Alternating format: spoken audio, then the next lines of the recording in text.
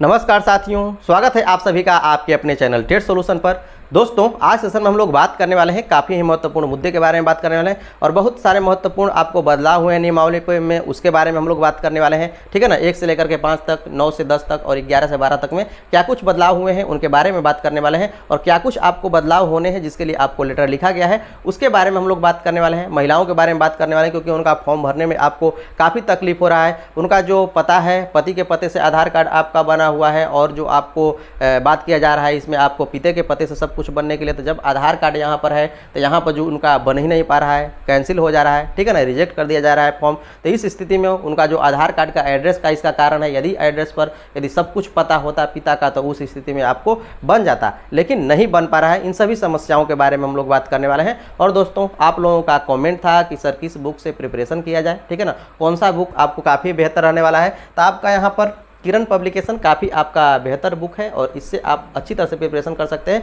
क्योंकि आपको बहुत कुछ इसमें दिया हुआ है और बहुत अच्छे तरह से एनालिसिस किया गया है। जितने प्रश्न हैं उनका आपको एनालिसिस भी किया हुआ है ताकि आपको समझने में कोई तकलीफ ना हो। ठीक है ना, आपको सेट वाइज सभी के सभी दिए हुए हैं तो काफ़ी महत्वपूर्ण है। चलिए हम लोग बात कर लेते हैं कि क्या कुछ है उसके बारे में। ठीक है ना, क्या कुछ आपका बदलाव हुआ है। तो यहाँ पर बदलाव के बारे में आपका लिखा गया है कि जो भी आपको पहले उक्त प्रावधान जो भी आपको पहले थे उसमें आपको मैथ्स के लिए आपको यहाँ पर बात किया गया है। ठीक है ना, कि गणित हेतु अंकित शैक्षणिक योग्यता स्नातक स्तर पर गणित के साथ भौतिकी या इलेक्ट्रॉनिक या फिर कंप्यूटर साइंस या रसायन विज्ञान सांख्यिकी विषय में कोई 2 विषय स्नातक स्तर पर पठित हो अथवा इंजीनियरिंग से स्नातक जिसमें गणित की विशेषज्ञता हो के क्रम में यह स्पष्ट किया जाता है कि स्नातक स्तर पर कंप्यूटर साइंस में BCA की योग्यता को सम्मिलित माना जाएगा, जो कि इससे पहले नहीं था। आगे इसमें बदलाव किया गया है। विभागीय अधिसूचना संख्या 916 दिनांक आपको 19/5/2023। इसे आप डिटेल में पढ़ना चाहते हैं तो आप पढ़ सकते हैं क्योंकि यहाँ पर आपको साफ साफ दिख रहा होगा, नहीं दिख रहा होगा तो इसमें थोड़ा सा और बढ़ा देता हूँ। ठीक है ना, तो आप इसे पढ़ लीजिएगा।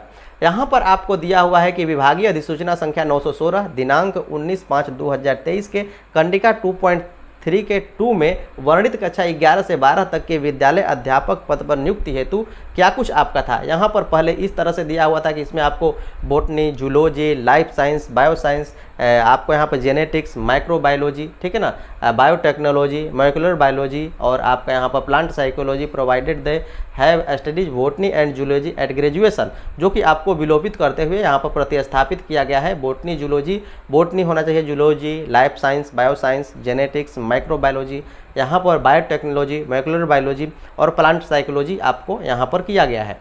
यहाँ पर 1 से 5 में भी पहले जो थे 1 से 5 में इंजीनियर्स जो डिग्री आपको टेक्निकल डिग्री थे ये आपको शामिल नहीं थे, लेकिन अब आपको इनमें भी इनको भी आपको शामिल कर दिया गया है। विभागीय अधिसूचना संख्या 916 दिनांक 19/5/2023 के कंडिका 2.4 के 4 में, ठीक है ना, वर्णित प्रावधान के अंश यथा समकक्ष तकनीकी शिक्षा की डिग्री तथा प्राच्य भाषा विशेष से संबंधित डिग्री सामान्य विषय विद्यालय अध्यापक वर्ग 1 से लेकर के 5 के पद पर नियुक्त हेतु मान्य नहीं थे इससे पहले, लेकिन अब आपको इसको विलोपित किया गया है और ये आपको मान्य होने वाले हैं। क्या कुछ आपका लेटर लिखा हुआ है, कहाँ कहाँ बदलाव के लिए आपको लेटर लिखा हुआ है, इसको जान लेते हैं, जो कि आपको बदलाव करना काफ़ी ज़रूरी है जैसा कि आपने सभी के सभी समस्याओं को झेला है। यहाँ पर आपको जो सीटेट अपीयरिंग है इस बार उनके लिए आपको मौका के बारे में बात कही गई है। लेटर आपका लिखा गया है कि इन्हें भी अपीयर किया जाए। अभी तक तो इन्हें अपीयर नहीं माना गया है, जैसा कि आप जानते हैं कि BPSC चेयरमैन अतुल प्रसाद जी इस पर उन्होंने कहा था कि शामिल होगा, लेकिन आपको जब नोटिफिकेशन आया तो उसमें से आपको हटा दिया गया। विज्ञापन में आपको यहाँ पर सोशल साइंस से आपको कहा गया है कि विज्ञापन में सोशल साइंस के विषयों की विसंगति दूर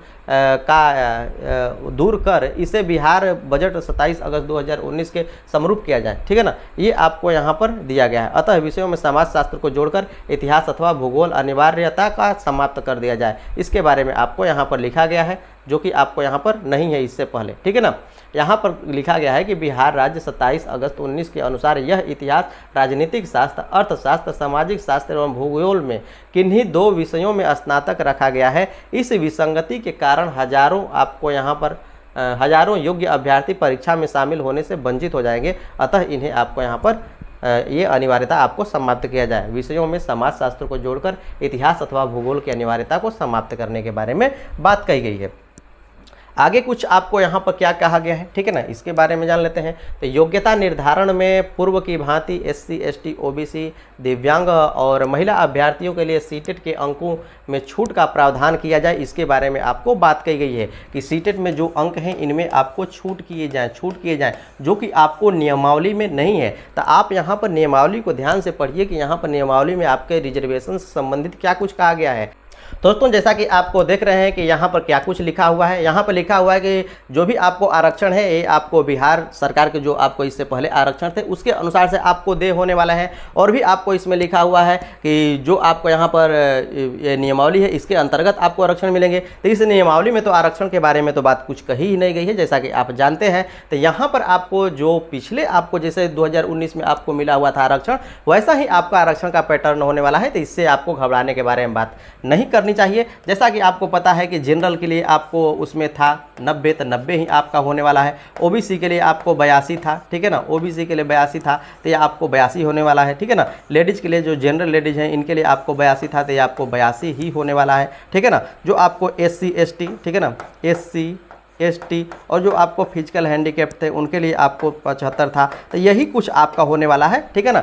ये आपको दिया गया है कि इसको स्पष्ट किया जाए, लेकिन आपको यही होने वाला है। जैसा कि आप देख रहे हैं कि एग्जैक्टली आपको लिखा हुआ है, तो ये आपको दोहरा तो चरित्र हो नहीं सकता ना कि इस नियमावली में आपको नहीं दिया है तो मतलब ख़त्म कर दिया जाएगा, और जो पीछे आपको आरक्षण का चलता आ रहा है उसे आपको समाप्त कर दिया जाए। तो कहने का अर्थ ये है कि इसमें आपका कुछ नहीं दिया गया, इसका मतलब ख़त्म हो गया नहीं। जैसा कि आपको उसमें दिया हुआ है कि बिहार राज्य के जो आपको इससे पहले आरक्षण अधिनियम है उसके अनुसार से आपको मिलने वाले हैं, तो ऐसा ही आपको मिलने वाला है।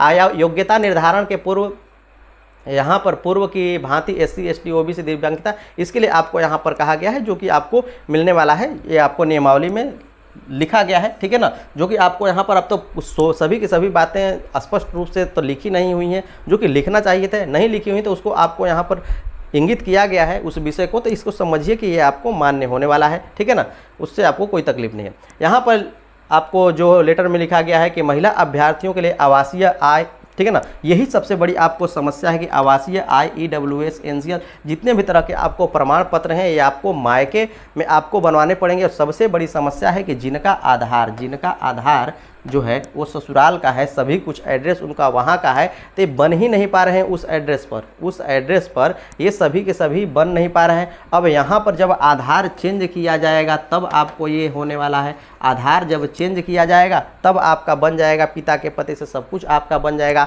और जिसके आधार में पति का नाम है, पति का एड्रेस है, ये सभी के सभी प्रमाण पत्र बन ही नहीं पा रहे हैं। ये सबसे बड़ी समस्या है, इस पर आपको स्पष्ट करना चाहिए। और इस विषय पर आज तक अभी तक कुछ भी नहीं बोला गया है, ठीक है ना, एक शब्द भी आपको नहीं बोला गया है BPSC की तरफ से भी।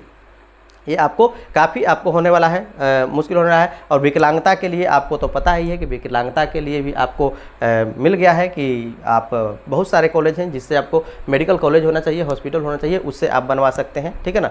यहाँ पर आपको मान अभी रखी गई जो भी आपको सरकारी हॉस्पिटल है उनसे बनाने के बारे में बात कही गई है कि उनसे भी आपको बनना चाहिए, जो कि आपको अब तो इसमें बदलाव नहीं हो सकता। हमको चांस नहीं लगता है कि इसमें आपको कोई बदलाव होना चाहिए। सबसे बड़ी समस्या आपका इनके लिए है जो कि आपको अब यहाँ पर सरकार लाभ देना ही नहीं चाहती, लगता है कि आरक्षण का इनको लाभ ही नहीं देना चाहती, इसी के लिए ऐसा कुछ आपको कर रही हैं। बहुत लोग ऐसे हैं कि जो पहले था इनके पति के पते से, जो आपका आधार कार्ड था पति के पते से, अब जो आधार कार्ड हो गया है वो आधार कार्ड नहीं सॉरी पहले पिता के पते से था, अब आपका इनका हो गया है पति के पते से। अब जब इनका पति के पते से हो गया तो पति के पते से तो बन नहीं रहा है, तो काम कर रहे हैं कि जो पिछला वाला आधार कार्ड है उस पर आपको बना रहे हैं। तब बनने को तो बन जाएगा पिछले वाले आधार कार्ड पर, लेकिन जब डॉक्यूमेंट वेरिफिकेशन होगा तब आपका काफ़ी कुछ दिक्कत होने वाला है, क्योंकि जब उसे ऑनलाइन चेक किया जाएगा आधार को तो वहाँ पर समझ में आ जाएगा कि यहाँ पर तो आपको गलत है, क्योंकि जो अभी वाला है वो आपको शो करेगा, ठीक है ना।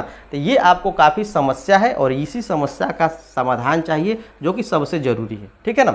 इसके लिए आपको लेटर भी लिखा गया है, इसके अलावा भी और भी आपको लेटर्स हैं वो भी आपको लिखे गए हैं सचिवालय में। आपको इसके लिए आपको जाया गया है कि इसके बारे में बताइए क्या कुछ आपको होने वाला है, तो ज़रूर कुछ आपको निकल करके आता है तो उसके बारे में आपको अपडेट दूंगा। और मैं आशा करता हूँ कि आज का सेशन आप लोगों को काफ़ी बेहतर लगा होगा। यदि बेहतर लगा होगा तो लाइक से सब्सक्राइब करना नहीं भूलिएगा, जरूर कर दीजिएगा। चलिए मिलते हैं इस तरह की नेक्स्ट इंटरेस्टिंग वीडियो में।